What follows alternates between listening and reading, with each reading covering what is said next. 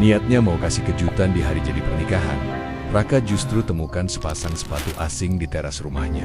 Di dalam kamar yang seharusnya jadi ruang suci mereka, ia melihat istrinya sedang memadu kasih dengan bosnya sendiri. Raka tidak berteriak. Ia hanya merekam semuanya dalam diam. Apa yang akan dilakukan Raka saat semua bukti perselingkuhan itu ia putar di depan keluarga besar saat pesta makan malam. Sebelum melanjutkan ceritanya, mari tuliskan di komentar dari mana kamu menonton video ini. Semoga yang sudah subscribe channel Hakikat Kisah. Kami doakan dimudahkan urusannya, dilancarkan rezekinya, disehatkan badannya, dan dikabulkan semua doanya. Amin. Mari kita mulai ceritanya. Matahari baru saja tergelincir ke ufuk barat ketika Raka memarkirkan mobilnya di halaman rumah. Ada senyum kecil yang tersungging di bibirnya sambil melirik sebuah kotak beludru merah di kursi penumpang. Ini adalah hari istimewa. 5 tahun sudah ia mengarungi bahtera rumah tangga bersama Maya. 5 tahun yang ia kira penuh dengan kejujuran dan kasih sayang yang tak bertepi.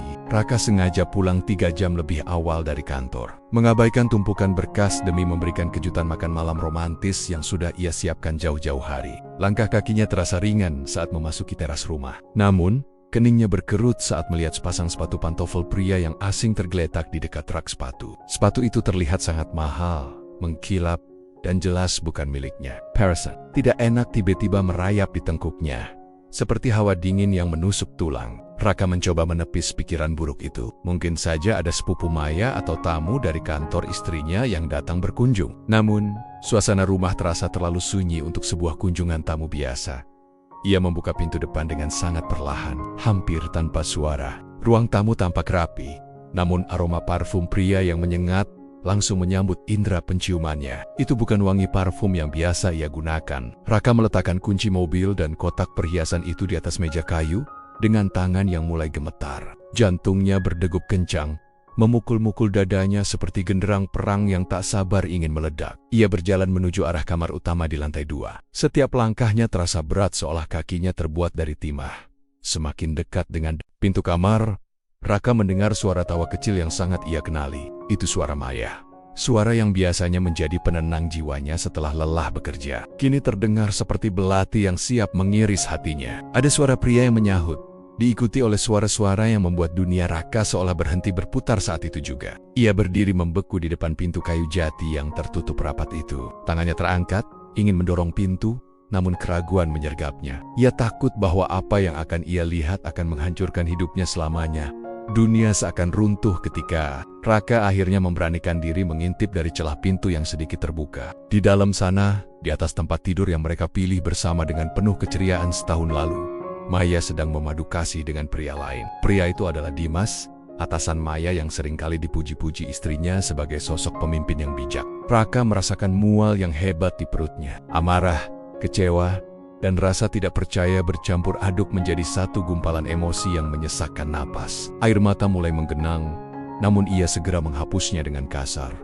Raka tidak berteriak, ia tidak langsung mendobrak pintu itu untuk memaki mereka. Ada sesuatu di dalam dirinya yang mendadak mendingin, seperti es yang membeku di tengah badai. Ia menyadari bahwa jika ia masuk sekarang hanya dengan kemarahan, ia mungkin akan kalah secara logika. Ia perlu sesuatu yang lebih dari sekadar tuduhan tanpa bukti fisik yang kuat. Dengan tangan yang masih gemetar, ia merogoh saku celananya dan mengeluarkan ponsel. Dengan sangat hati-hati, ia merekam pemandangan menjijikan itu melalui celah pintu. Setiap detik rekaman itu terasa seperti ribuan jarum yang menusuk matanya. Maya terlihat begitu bahagia di sana, memberikan semua yang seharusnya hanya milik Raka kepada pria lain. Pengkhianatan ini bukan hanya sekadar kesalahan sesaat.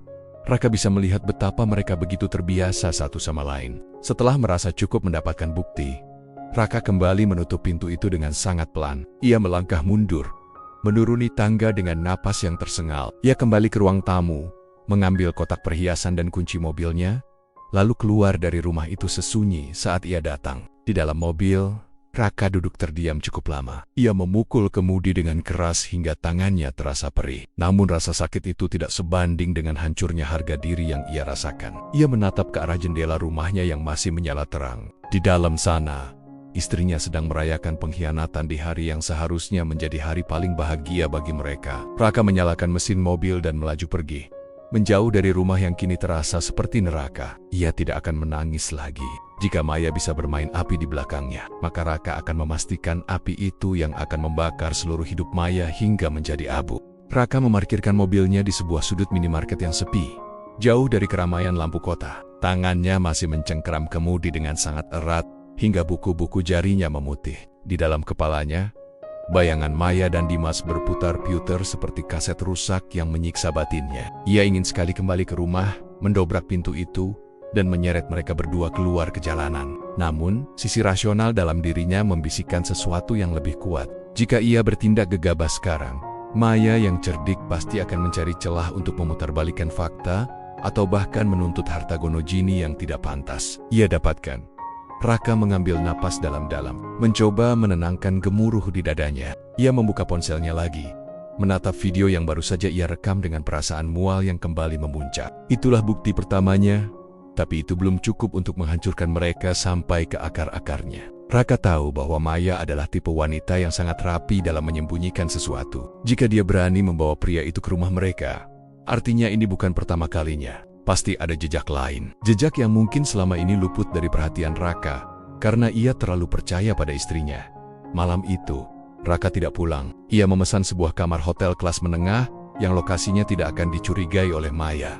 Di dalam kamar yang dingin itu, Raka mengeluarkan laptopnya. Ia mulai mengakses akun bersama yang mereka miliki, untuk tagihan langganan berbagai aplikasi. Raka adalah seorang ahli analisis data di kantornya, dan kini ia akan menggunakan keahlian itu untuk membedah kehidupan ganda istrinya sendiri. Ia mulai menelusuri riwayat perjalanan ojek online dan taksi daring yang terhubung dengan kartu kredit atas nama Raka yang dipegang oleh Maya.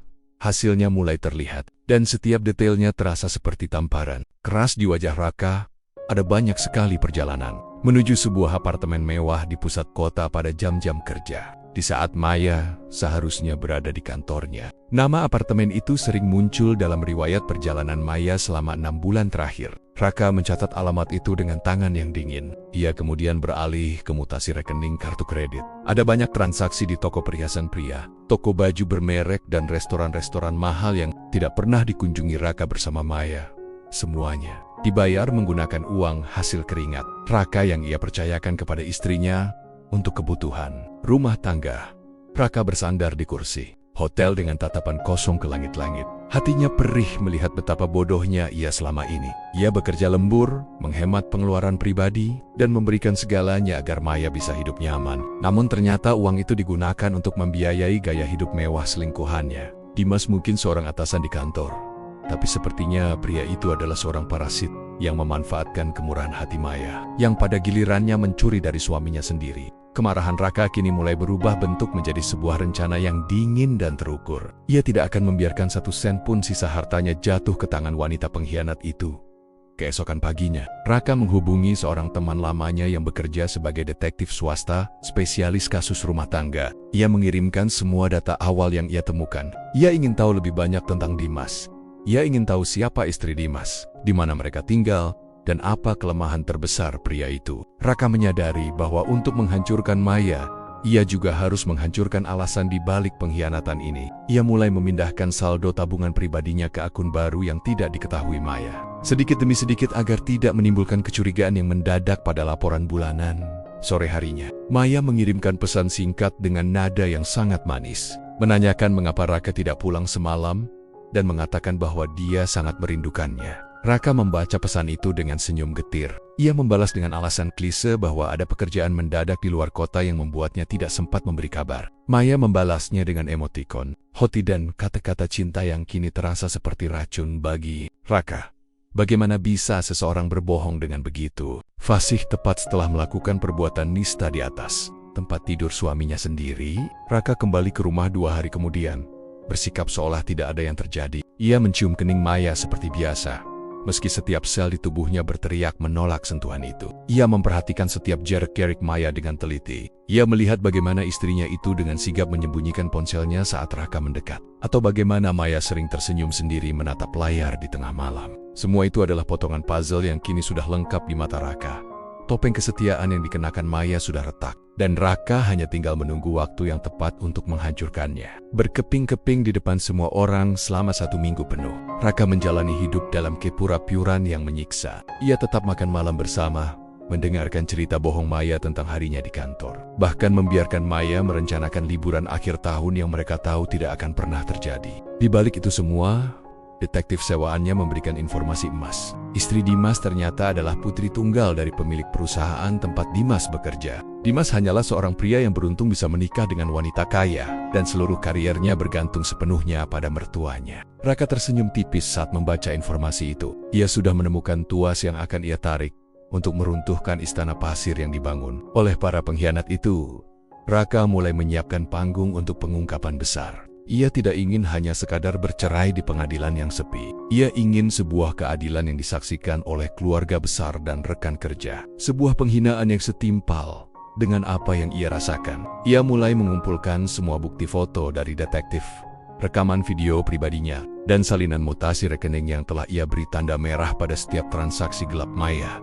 Semua dokumen itu ia simpan dalam sebuah folder rahasia yang ia beri judul Hadiah Terakhir. Raka tahu babak selanjutnya dalam hidupnya akan sangat berat, namun ia merasa lebih kuat karena kini ia bukan lagi korban yang buta, melainkan seorang eksekutor yang sedang menghitung mundur waktu hukuman.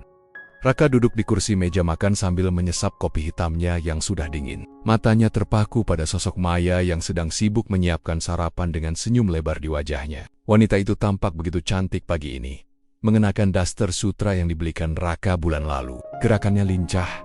Sesekali ia bersenandung kecil seolah dunianya sedang baik-baik saja. Jika Raka tidak memiliki rekaman video dan tumpukan bukti di dalam berangkas kantornya, ia mungkin akan tetap percaya bahwa wanita di depannya ini adalah malaikat yang dikirim Tuhan untuk mendampingi hidupnya. Namun, kini setiap senyuman Maya hanya terlihat seperti seringai iblis yang sedang menertawakan kebodohannya. Maya meletakkan sepiring nasi goreng di depan Raka, lalu mengecup pipinya sekilas. Aroma parfum yang sama dengan malam pengkhianatan itu kembali menusuk hidung Raka. Ia mengepalkan tangan di bawah meja, berusaha sekuat tenaga untuk tidak mendorong Maya menjauh. Ia harus tetap tenang. Sedikit saja ia menunjukkan kecurigaan. Maya yang licik itu pasti akan segera menghapus jejak dan merusak rencana besar yang sedang ia susun. Raka memaksakan sebuah senyum tipis. Sebuah akting yang sangat melelahkan namun harus ia lakukan demi sebuah pembalasan yang sempurna. Beberapa hari terakhir, Raka mulai melakukan gerakan bawah tanah yang sangat rapi. Ia menemui seorang pengacara spesialis perceraian untuk memastikan bahwa aset-aset yang ia miliki sebelum menikah tetap aman. Ia juga mulai mengalihkan beberapa investasi sahamnya ke atas nama ibunya secara diam-diam. Maya tidak pernah benar-benar peduli dengan detail keuangan selama uang bulanan yang masuk ke rekeningnya tetap berjumlah besar. Keapatisan Maya terhadap kerja keras Raka justru menjadi senjata makan tuan bagi wanita itu sekarang. Raka memastikan bahwa saat badai ini meledak, Maya tidak akan mendapatkan sepeser pun dari harta yang ia kumpulkan dengan darah dan air mata.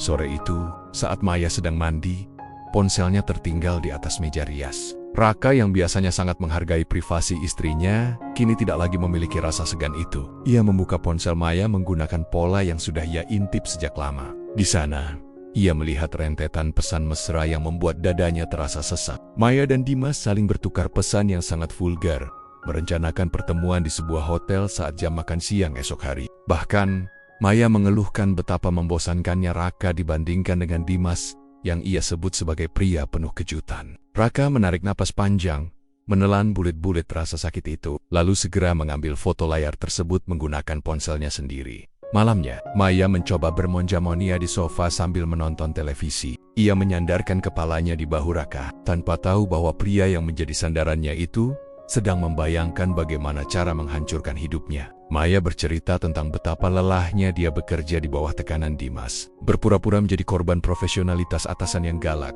Padahal, Raka tahu persis bahwa tekanan yang dimaksud Maya adalah perselingkuhan yang mereka nikmati di jam kantor. Raka hanya mengangguk, sesekali mengusap rambut Maya dengan rasa jijik yang ia sembunyikan ropet-ropet di bolek. Tatapan matanya yang dingin, Raka melangkah masuk ke rumah dengan membawa beberapa tas belanja mewah. Ia mengumumkan kepada Maya bahwa perusahaannya baru saja memenangkan tender besar dan ia ingin merayakan keberhasilan itu dengan sebuah pesta makan malam pribadi. Ia mengatakan ingin mengundang keluarga besar Maya dan juga rekan kerja terdekatnya. Maya tampak sangat antusias. Matanya berbinar karena ia sangat menyukai akara-kora yang membuatnya bisa pamer di depan keluarga besarnya. Raka juga menambahkan bahwa ia ingin mengundang Dimas beserta istrinya sebagai bentuk terima kasih karena selama ini telah membimbing. Maya di kantor mendengar nama Dimas disebut. Wajah Maya sempat berubah pucat sesaat. Ia sedikit tergagap, menanyakan mengapa harus mengundang bosnya dan istrinya ke acara keluarga. Raka dengan sangat tenang menjelaskan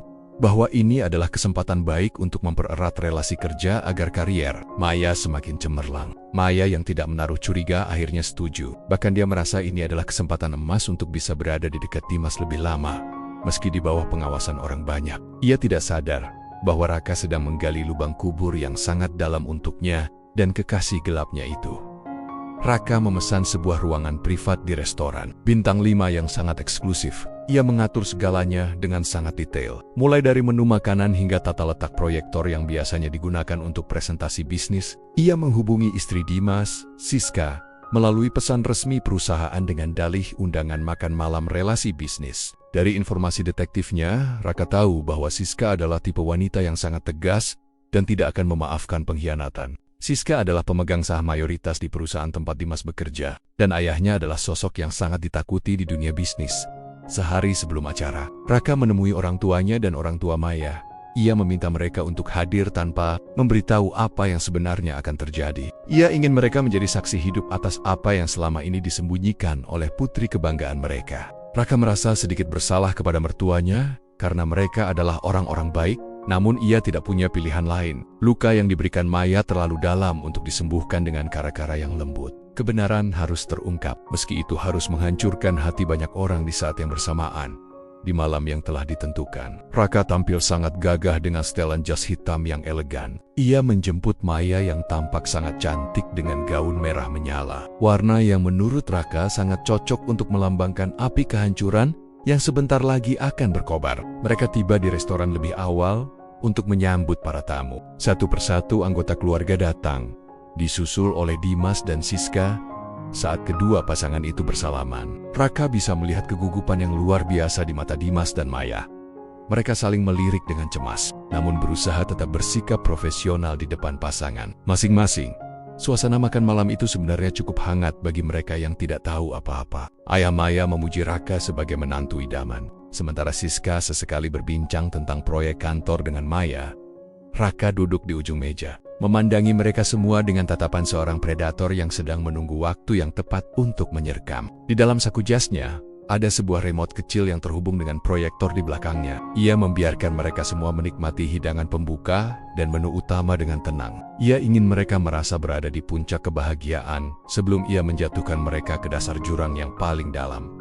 Ketika hidangan penutup mulai disajikan, Raka berdiri sambil memegang gelas kristalnya. Ia mengetukkan sendok ke gelas, menarik perhatian semua orang di ruangan itu. Ruangan seketika menjadi hening. Semua mata tertuju pada Raka, menantikan kata-kata sambutan atau ucapan syukur atas keberhasilannya. Maya tersenyum manis ke arah Raka, merasa bangga menjadi istri dari pria yang tampak begitu sukses malam itu. Dimas juga ikut mengangguk-angguk kecil, mencoba menunjukkan rasa hormatnya sebagai atasan. Raka menarik napas dalam, merasakan detak jantungnya yang kini justru melambat. Penuh dengan keyakinan yang mematikan, ia mengatakan bahwa malam ini bukan hanya tentang kesuksesan karier, tapi tentang kejujuran dan rasa syukur atas apa yang ia miliki dalam hidupnya. Ia mulai berbicara tentang betapa ia mencintai Maya dan betapa ia berterima kasih atas dukungan Dimas selama ini. Namun, nada suaranya perlahan berubah menjadi lebih berat dan tajam. Ia mengatakan bahwa ia memiliki sebuah kejutan kecil, sebuah persembahan video singkat yang merangkum perjalanan cinta dan kerjasama mereka selama ini. Maya dan Dimas saling pandang dengan bingung. Sementara Raka perlahan menekan tombol pada remote di sakunya, lampu ruangan mulai meredup dan layar besar di belakang Raka mulai menyala terang, siap untuk membongkar segala kebusukan yang telah lama tersimpan. Layar putih besar di ujung ruangan itu mulai menampilkan gambar. Awalnya, muncul foto-foto pernikahan Raka dan Maya yang terlihat sangat bahagia. Suasana ruangan masih dipenuhi senyum haru dari para orang tua. Namun, musik latar yang semula romantis tiba-tiba berubah menjadi suara statis yang mengganggu, dan gambar pun berganti. Layar itu kini menampilkan rekaman video CCTV di sebuah lobi apartemen, tertanggal 3 minggu yang lalu. Terlihat Maya sedang menggandeng lengan Dimas dengan mesra. Mereka tertawa sebelum masuk ke dalam lift.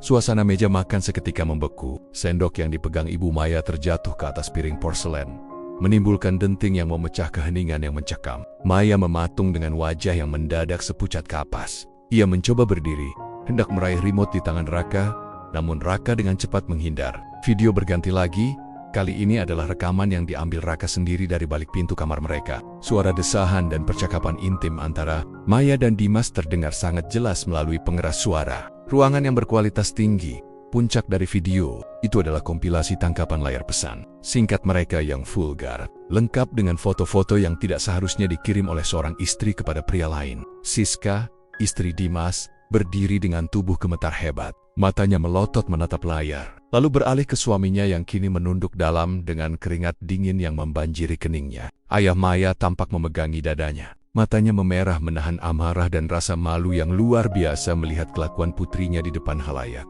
Raka mematikan layar dan menyalakan lampu ruangan dengan gerakan yang sangat tenang. Ia menatap Maya yang kini mulai terisak dan mencoba mendekatinya untuk memohon. Raka tidak memberikan ruang sedikit pun. Ia mengeluarkan sebuah map biru dari bawah meja dan melemparkannya tepat di depan piring. Maya, itu adalah surat gugatan cerai yang sudah ia tanda tangani. Raka mengatakan dengan suara lantang bahwa mulai detik ini, Maya bukan lagi istrinya.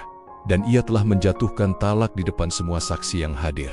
Kemarahan Raka tidak berhenti di sana. Ia menoleh ke arah Dimas yang masih bungkam 1000 bahasa. Raka mengucapkan terima kasih dengan nada sarkasme yang sangat tajam karena Dimas telah membantunya menyadari bahwa ia selama ini hidup dengan seorang penipu. Siska, yang sejak tadi diam, tiba-tiba menyiramkan segelas air es ke wajah Dimas. Ia tidak berteriak, namun suaranya yang rendah terdengar jauh lebih mengerikan. Siska mengatakan bahwa Dimas tidak perlu repot-repot kembali ke rumah atau ke kantor besok pagi, karena semua fasilitas dan jabatannya telah dicabut saat itu juga. Malam itu berakhir dengan kekacauan yang memuaskan bagi Raka, meninggalkan restoran tanpa menoleh sedikit pun pada Maya yang bersimpuh di lantai sambil menangis meraung-raung, memanggil namanya. Maya mencoba mengejar hingga ke tempat parkir. Namun Raka sudah lebih dulu melesat pergi dengan mobilnya. Bagi Raka, wanita itu sudah mati sejak ia melihat sepasang sepatu asing di teras rumahnya. Tidak ada lagi ruang untuk maaf, tidak ada lagi kesempatan kedua. Semua sudah selesai secara hukum dan secara batin. Keesokan harinya, dampak dari bom yang diledakkan Raka mulai menghantam Dimas dengan sangat telak. Sebagai putri pemilik perusahaan, Siska benar-benar membuktikan ucapannya. Dimas dipecat secara tidak hormat dengan alasan pelanggaran kode etik yang berat. Tidak hanya itu, Siska juga memerintahkan bagian hukum perusahaan untuk mengaudit semua pengeluaran Dimas selama setahun terakhir. Mereka menemukan banyak penggelapan dana kantor yang digunakan Dimas untuk membelikan hadiah-hadiah mewah bagi Maya. Dimas kini tidak hanya menganggur, tapi juga terancam hukuman penjara dan tuntutan ganti rugi miliaran rupiah. Maya sendiri mengalami nasib yang tidak kalah tragis. Ketika ia pulang ke rumah untuk mengambil barang-barangnya, ia mendapati bahwa semua kunci pintu telah diganti. Raka sudah menyewa petugas keamanan untuk berjaga di depan rumah. Semua pakaian dan barang pribadi Maya sudah dikemas rapi dalam kardis-kardis yang diletakkan di pinggir jalan. Tetangga sekitar yang mulai mendengar selentingan kabar tentang perselingkuhan itu menatap Maya dengan pandangan menghina. Maya yang biasanya selalu tampil glamor dan berkelas, kini harus memunguti barang-barang Nia dari aspal sambil menahan malu yang tak tertahankan. Ia mencoba menghubungi Dimas, berharap pria itu akan bertanggung jawab dan menampungnya. Namun, yang ia dapatkan hanyalah makian. Dimas menyalahkan Maya sepenuhnya atas kehancuran karier dan hidupnya. Dimas mengatakan bahwa Maya adalah pembawa sial yang telah menghancurkan masa depannya. Mereka yang dulunya saling memuja dalam kemaksiatan, kini saling melempar kutukan. Maya menyadari bahwa ia telah kehilangan suami yang tulus demi seorang pria pengecut yang hanya menginginkan tubuhnya saja. Raka memantau semua perkembangan itu dari jauh melalui laporan detektifnya. Ia merasa liga, namun bukan rasa senang yang meluap-luap, melainkan rasa tenang karena keadilan telah tegak. Ia melihat bagaimana akun media sosial Maya dibanjiri hujatan setelah keluarga besarnya sendiri memutuskan hubungan dengannya. Ayah Maya yang sangat menjunjung tinggi kehormatan keluarga, merasa sangat terhina hingga mencoret nama Maya dari daftar ahli waris. Maya kini benar-benar sebatang kara, tanpa uang, tanpa pekerjaan, dan tanpa tempat untuk pulang. Penderitaan Maya semakin lengkap ketika ia menyadari bahwa apartemen yang sering ia gunakan bersama Dimas ternyata juga disewa atas nama perusahaan Siska. Dalam waktu kurang dari 24 jam Maya diusir dari sana. Ia terpaksa menginap di sebuah hotel murah dengan sisa uang di dompetnya yang semakin menipis. Ia menatap cermin dan melihat sosok wanita yang hancur, kehilangan segalanya hanya demi sebuah kesenangan sesaat yang semu. Di sisi lain, Raka sedang duduk di kantor barunya, menatap masa depan yang jauh lebih cerah, tanpa ada duri di dalam dagingnya lagi.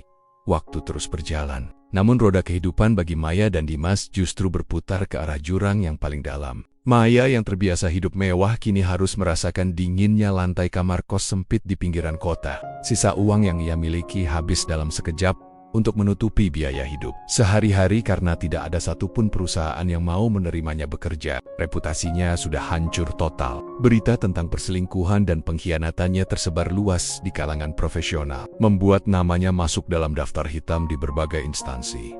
Penderitaan Maya tidak hanya sampai di situ. Ia mulai menderita depresi berat karena tidak sanggup menghadapi kenyataan bahwa ia kini bukan siapa-siapa. Keluarganya benar-benar menutup pintu rapat-rapat. Ibunya jatuh sakit karena menanggung malu, dan ayahnya tetap teguh pada pendiriannya untuk tidak lagi menganggap Maya sebagai anak. Dalam keputusasaannya, Maya mencoba mencari Dimas ke rumah kontrakannya yang kecil. Ia berharap setidaknya mereka bisa berbagi penderitaan bersama. Namun, pemandangan yang ia temukan justru jauh lebih mengerikan dari bayangannya. Dimas kini tinggal di sebuah pemukiman kumuh setelah seluruh asetnya disita oleh pihak Siska untuk menutupi kerugian perusahaan. Pria yang dulunya selalu tampil necis dengan jas mahal itu, kini terlihat sangat kusam, kurus, dan tidak terawat. Saat melihat Maya datang, bukannya pelukan hangat yang didapat, Maya justru disambut dengan lemparan botol air mineral. Dimas berteriak histeris, menyalahkan Maya atas semua kemalangan yang menimpanya.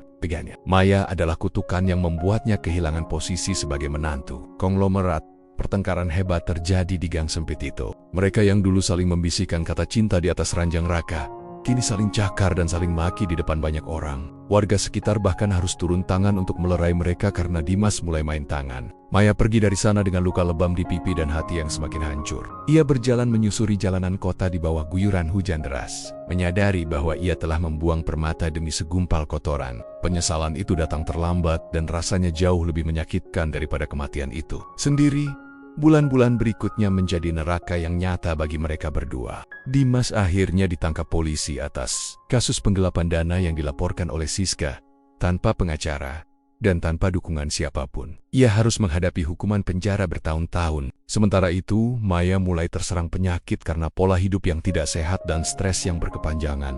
Ia sering terlihat duduk termenung di taman kota dengan pakaian yang lusuh, menatap pasangan suami istri yang lewat dengan pandangan kosong. Kecantikannya yang dulu ia banggakan kini telah sirna, berganti dengan wajah kusam penuh kesedihan. Setahun telah berlalu sejak malam yang menghancurkan itu. Raka kini berdiri di lantai teratas gedung kantor barunya yang megah. Bisnis yang ia rintis dengan sisa semangatnya kini berkembang pesat melampaui apa yang pernah ia bayangkan.